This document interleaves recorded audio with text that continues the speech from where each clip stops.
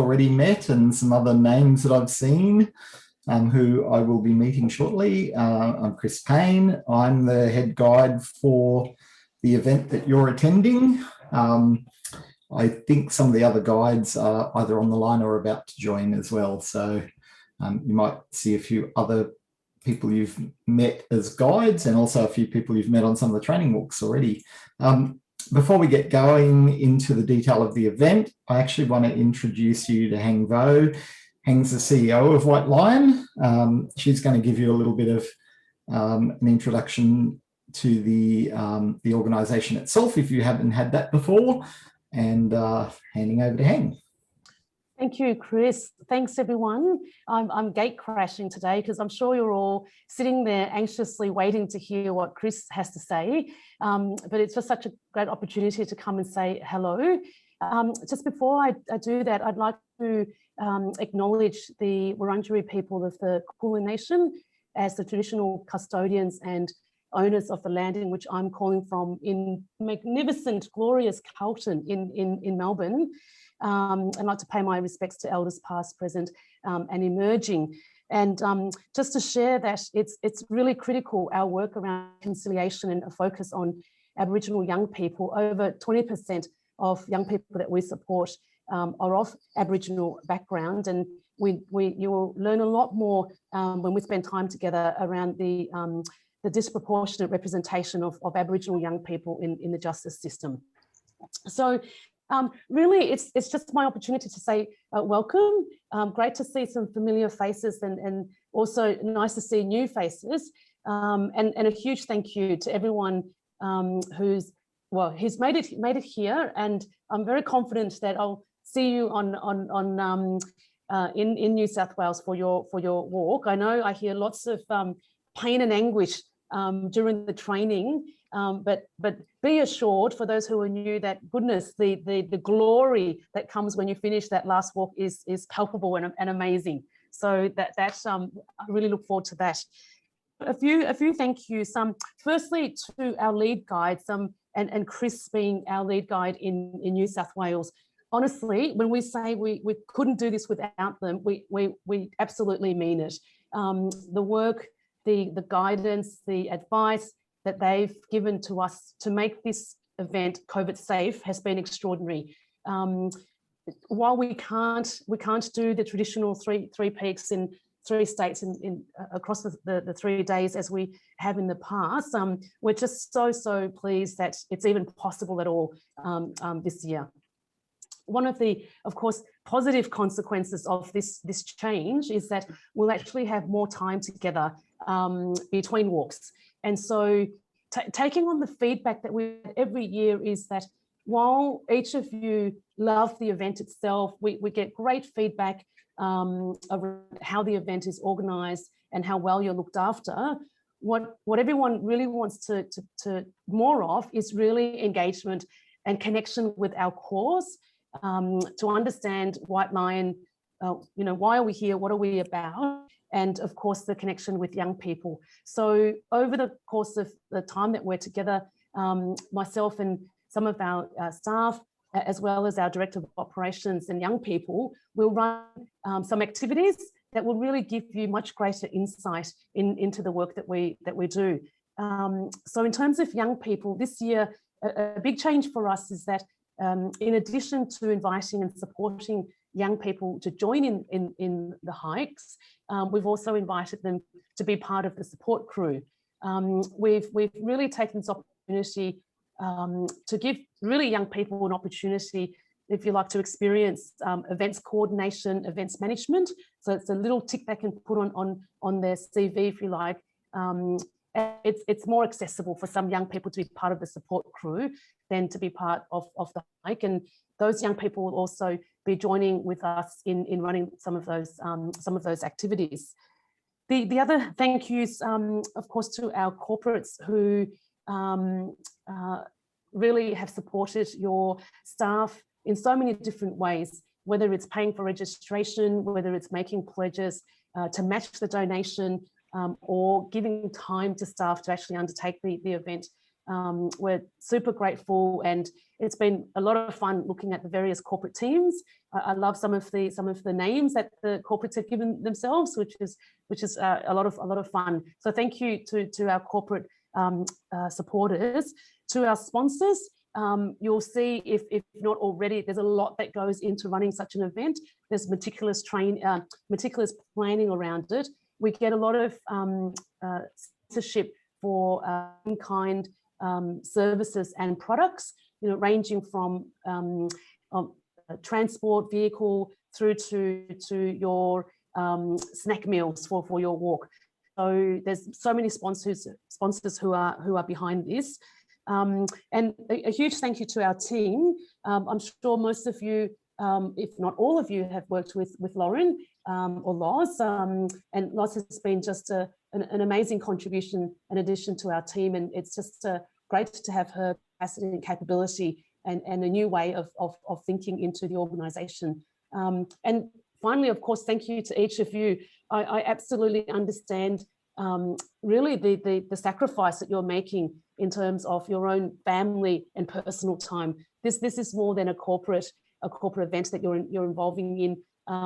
Lots of people are giving up their personal time for training to get to this event. So it just speaks volumes to how much everyone is behind us. I won't go into the I guess organizational component, but that's something that we'll definitely talk a lot more about. But really to leave you with why are we doing this? Really, White Lion, together with all of our supporters, it's really around giving young people at risk the opportunity to build positive connections and pathways to work. So by that, we mean that how do we work with young people to build their sense of confidence, their sense of agency, a positive self-regard, and then how do we support them with the skills and capabilities to shift them towards work? So that could mean, for some young people, it's actually basic numeracy and literacy to even be able to know how to go about applying for work, all the way through to young people who are really ready and they actually want to land a job in a corporate. So our role is to address the social isolation and disengagement by building positive connections, and to address the whole area of work and unemployment by ensuring that we provide pathways to work for young people. Work is not just good for a young person, it's good for society as a whole.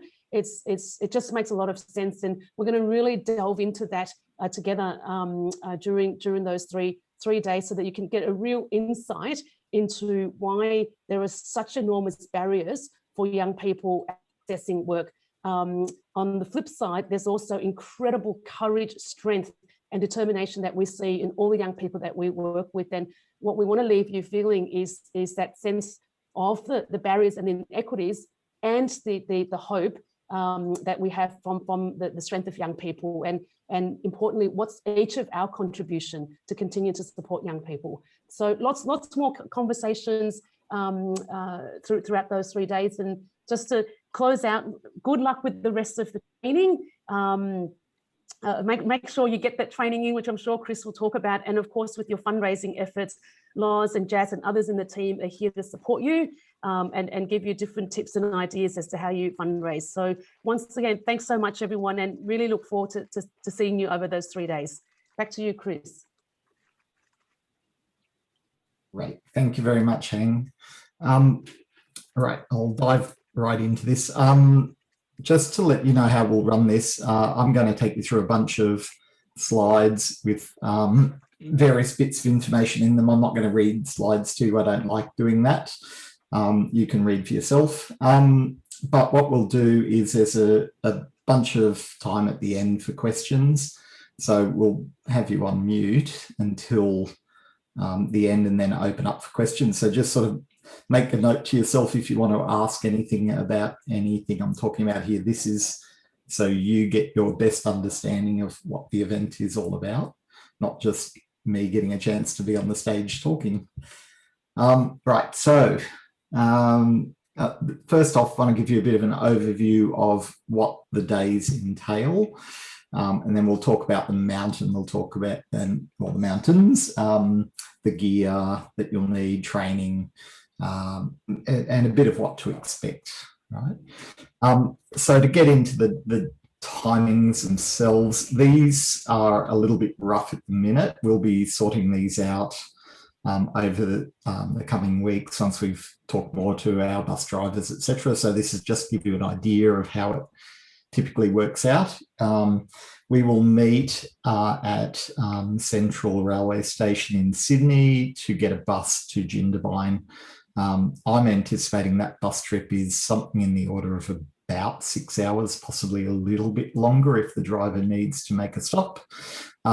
So assuming we'll probably leave late morning and get in around 5 or 6 p.m. I'm hoping to target about 5 p.m. to get in to give you the opportunity to get into your rooms and get yourself sorted out. We're staying in the Jindabyne Holiday Park, which is an NRMA facility. Quite a nice park. Once we've checked in, we'll have dinner. I'll do a bit of a briefing about the coming days after dinner. And before you all head off to sleep, and we'll actually try to get you off to bed at a reasonable hour because you're going to have a couple of big days. But we'll be checking your gear in your rooms before we finish up for the evening. And why we're checking that gear, if you don't have the right gear for the event, it's on the gear list, but sometimes people still don't bring things that they need. That's for your safety. So we need to confirm you've got all the things you need on the mountain. An example of that is, we're asking you to bring a head torch, but we're not walking at night. But if we get a severe storm or something like that, we can lose all visibility. So you still need to have things that you may not use only because there's a chance you may have to, and you really don't want to be without some of these items, right? So please make sure you have the gear. Speaking of that one too, I think on the Facebook page, Loz put up a video from one of our mates, Andrew Coppins, talking about how he packs for the event. So that one's worth checking out.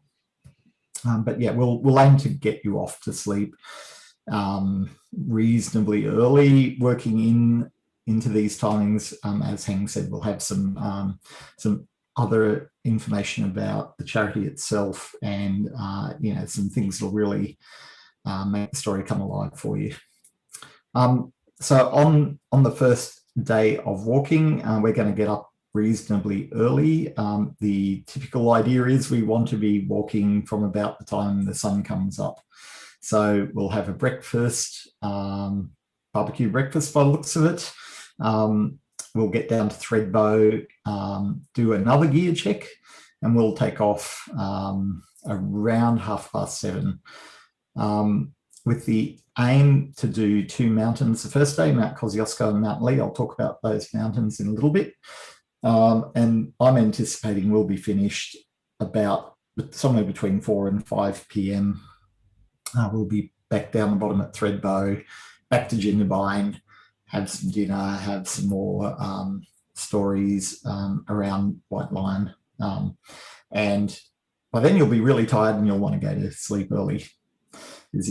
At least I'm anticipating that, because you've got another big day the following day.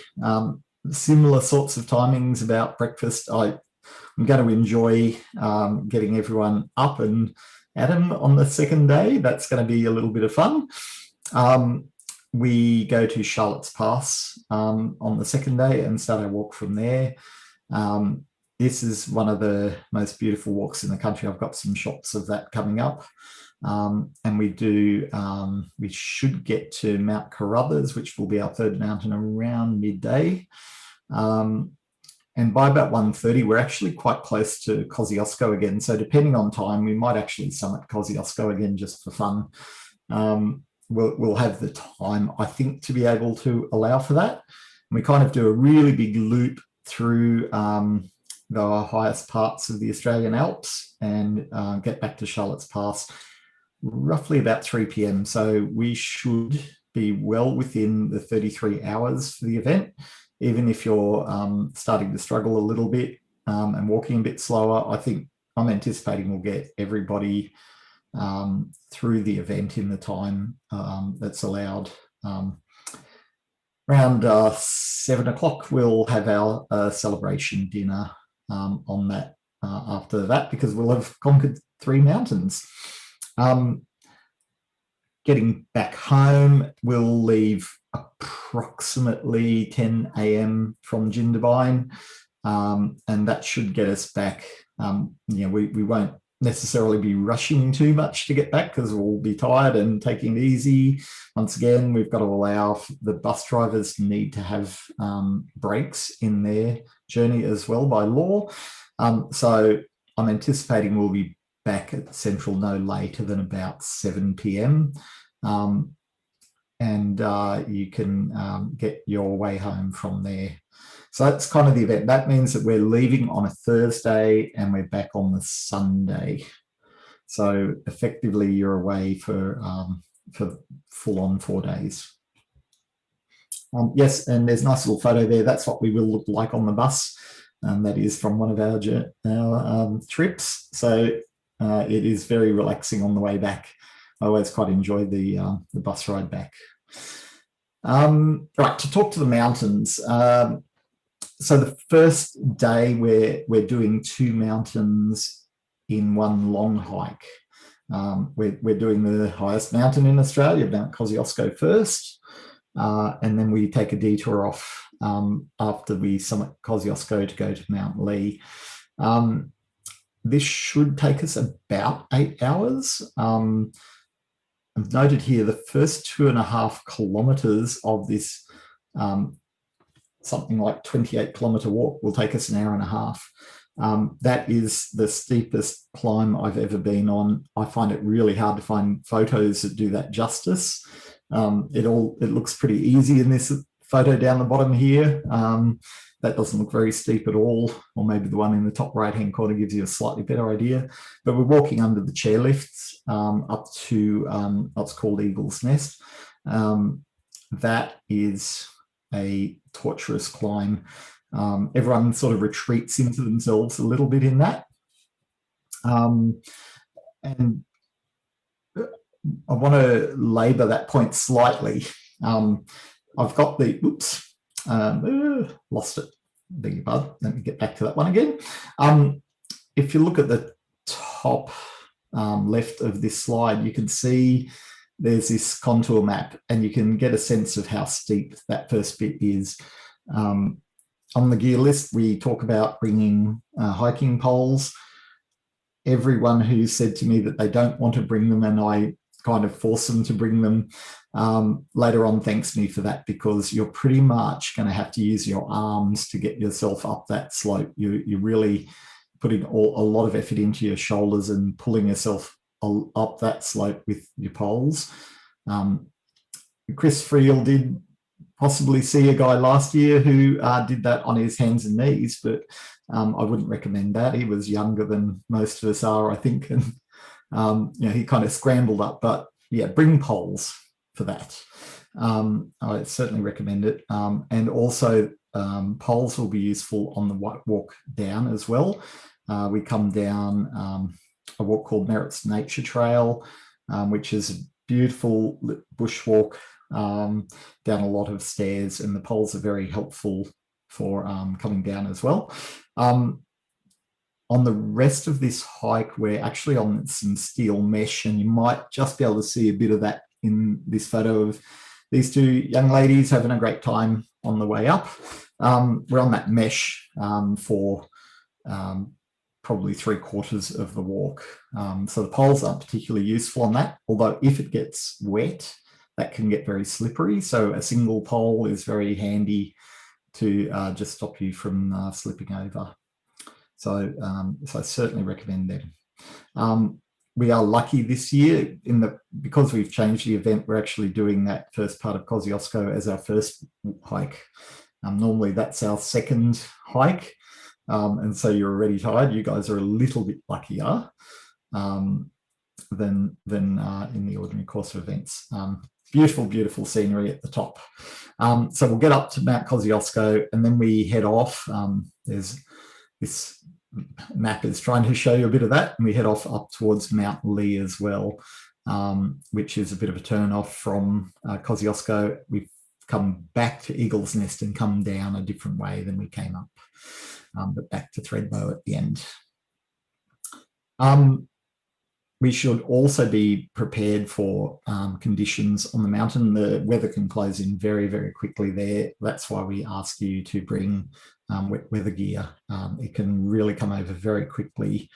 And the last thing you want to do is be soaking wet with nothing to protect yourself. Right, on the second day, we're doing a walk called the Main Range Walk.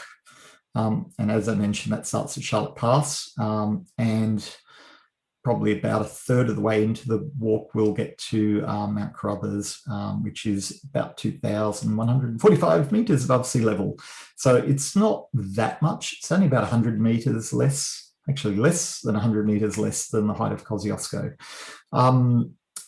We're also going to be able to see Blue Lake, and I've put a photo of that lake down there. So we see a few nice glacial lakes along the way. And that's why this walk is rated as one of the most scenic in the country, if not in the world.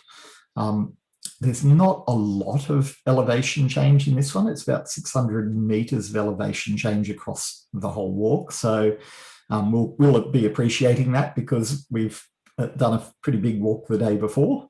But you can see there's a fair bit of a climb at the start, and then a brief sort of up bit again. That's actually heading towards the peak of Kosciuszko, and then a nice gentle grade all the way back down from about the halfway point. It's relatively gentle hiking. There's a little bit of steepness, but absolutely beautiful country. I do want to point out that this is also one of the more protected parts of the country. That's why there's that steel mesh stuff we're walking on. We need to stay on that to protect the alpine wilderness. You can see there's some lovely flowers in part of that walk. So we do want to stay on the path at all times. Want to talk about what to expect.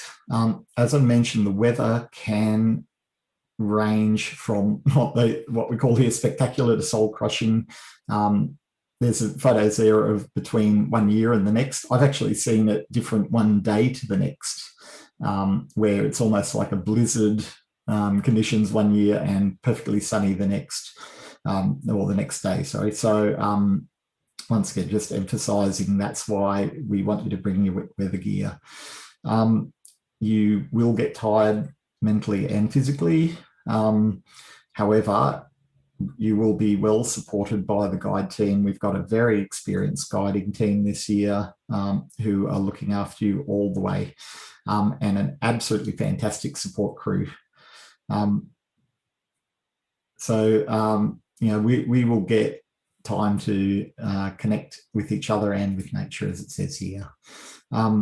Lots of good times is what I'm anticipating.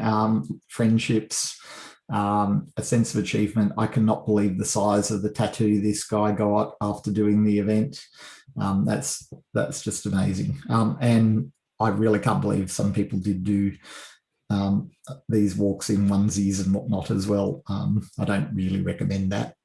But they did. Right, so Lauren and team are responsible for the safety and delivery of the event. We've got a proper risk management plan that we review every year around this. The support team provides us all the food and water and help that we need through the event. You do not need to bring any of your own food unless there's particular snacks and things that you like. If you've got dietary requirements, please let the support crew know if you have not already. The guides, as I mentioned, are there to help you ensure your safety and get you through the event. We don't need to summit these peaks every time because we have done it before. Our job is to make sure you get there, or if there's any issue that we look after you. As I mentioned, lots of experience in the team. I think when I totaled it up the other day, I was getting to nearly 30 years of guiding experience just in this event across our team. Our bus drivers are professionals. They are unsung heroes, because when we get on that bus after walking, we're going to be pretty smelly. We can only really smell ourselves, but they can smell all of us at once. So please be respectful of their needs to have the driving breaks, which are really only going to be from and to the actual event, not between the events. We're relatively close where we're staying to where we start and finish. Your safety is our priority. All of the guide and support crew are first aid trained.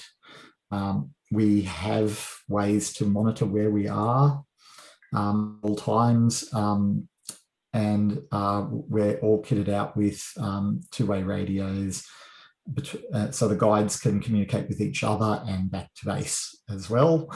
And if if you have a particular issue, we will honour your personal needs there. We won't be broadcasting things across the airwaves about what's going on.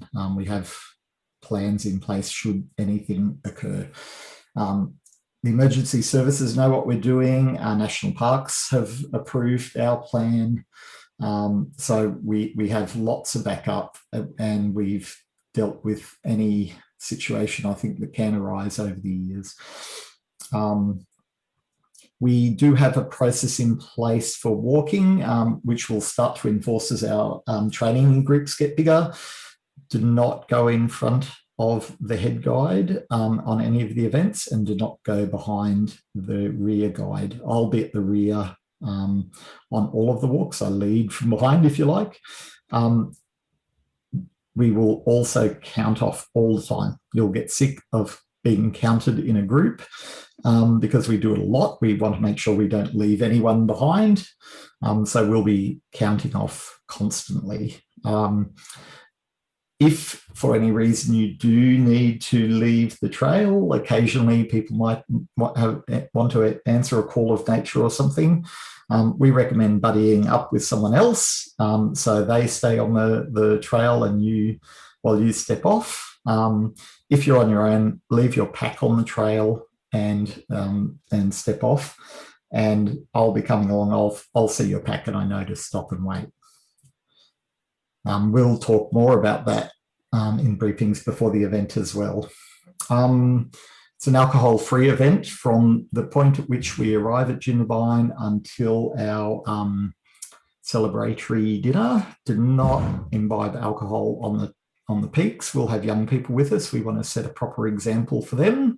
Do not have alcohol on the nights between the mountains either. That's not going to be good for your body because you've been exerting yourself significantly. I know you might feel like you want to have a bit of a celebration after the first two mountains, but please don't. It will not be good for your body, and it doesn't set a good example either. I think I've covered a bunch of these now. Yeah, I do want to point out the guides have ultimate authority on the event, as do the support crew. If we ask you to do something, you must do it. Don't argue with us. Where the things we're asking you to do are for your safety. It's as simple as that. If you want to argue or want to do something differently than what we're asking you to do, then you will not be walking with us. It's as simple as that. Don't leave any rubbish on the mountains either. We take everything that we take up there back with us.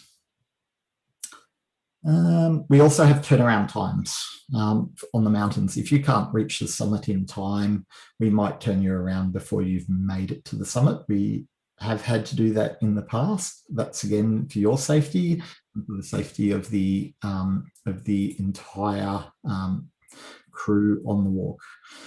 If you're too slow, for example, we don't want to leave people on the summit because it's very, very cold at the top. So we'll only be hanging around the summit of any of these mountains for about 15 or 20 minutes. So we try to get the group there all around the same time and leave at the same time. Right, I mentioned the gear list. That's been provided on the website. And I also mentioned we've got packing tips as well now. So please have a look at that. Note what we've described as mandatory means mandatory. So I cannot stress enough waterproof, not water resistant clothing. I have known people to bring water resistant clothing, get caught in really bad weather, and then their event is kind of ruined because they're wet within about 5 minutes. So make sure the gear that you're getting is waterproof.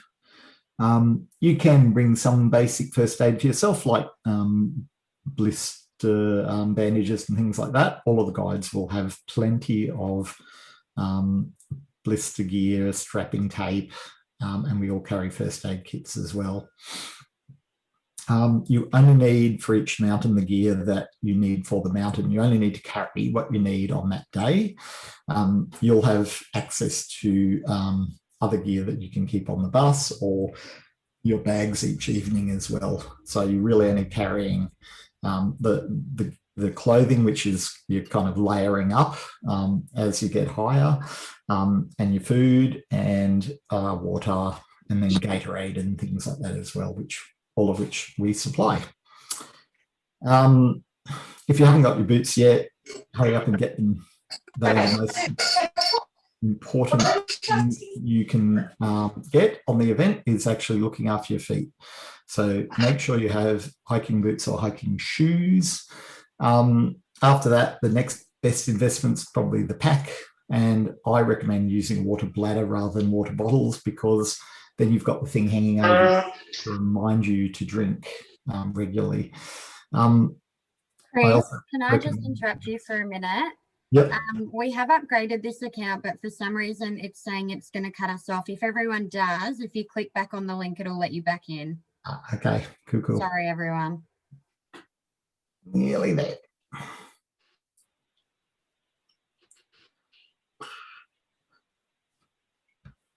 Yeah, so it's just going to less than a minute. Okay.